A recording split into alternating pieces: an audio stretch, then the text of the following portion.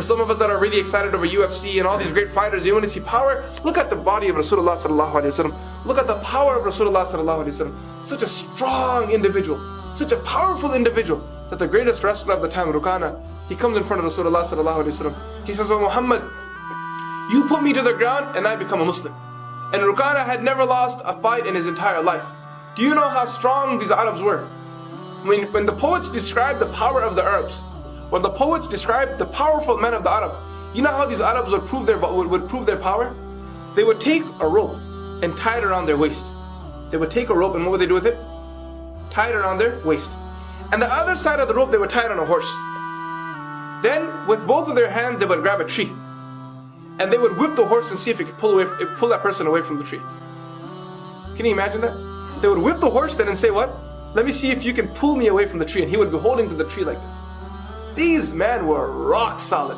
These men were true strong men. You can't even imagine that. A lot of those Arabs, how would people describe them? For example, Umar ibn Khattab radiallahu anhu. Those who describe the physical feature of Umar ibn Khattab radiallahu anhu, how do they describe it? They say his forearms are the size of a normal man's thigh. Look at your thigh for a second. Feel your thigh for a second. Right? The forearm of Umar ibn Khattab radiallahu anhu was the size of a normal man's thigh. These men were strong men.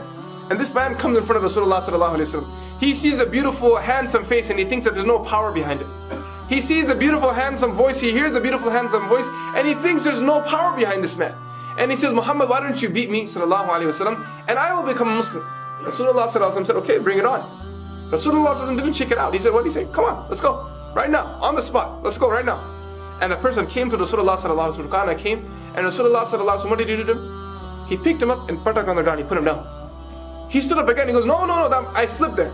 And he made up some excuse, right? Because he couldn't believe it that Rasulullah sallallahu alaihi wasallam just put him down. He said, "Again." And he comes to Rasulullah sallallahu alaihi wasallam a second time. And what does Rasulullah sallallahu alaihi wasallam do a second time? He picks him up again and put him on the ground again. He can't stand in front of Rasulullah sallallahu alaihi wasallam.